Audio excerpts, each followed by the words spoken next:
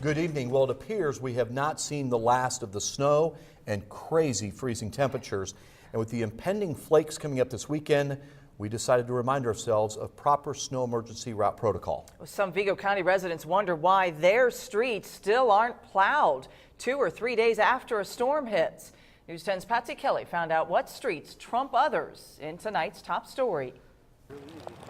When severe cold follows a snowstorm, it takes a little longer to get all city streets cleared. That's because they focus on the designated primary snow emergency routes first.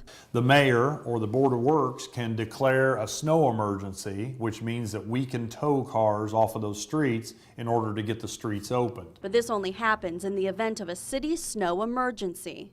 We would only declare that emergency if emergency vehicles can't access a street or a whole city. So if fire trucks, police cars, ambulances can't get somewhere, then we need to declare a snow emergency because the roads are impassable. The snow emergency routes are very similar to the snow plowing routes. That's our first things that we do when a storm happens.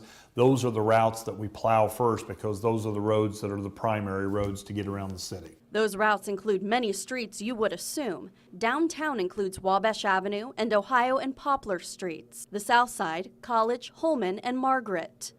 And the north side, Fruit Ridge, Maple, Lafayette, and Locust. And sections of 3rd, 7th, 13th, and 25th Streets. And I think sometimes the confusion comes from people because they expect all the streets to look like the snow routes. Well, typically when you have a storm, we've got all of our trucks and all of our staff working on those roads first. When those are in great condition, then we move to the streets that feed those streets. And really, Mayor Bennett says as long as they can get the plows down both sides of the street to open up the lanes, moving the cars parked provides no significant benefit. Nobody can tell me of any time in the last 20 to 30 years where a snow emergency's been declared where all the vehicles were towed off of a street.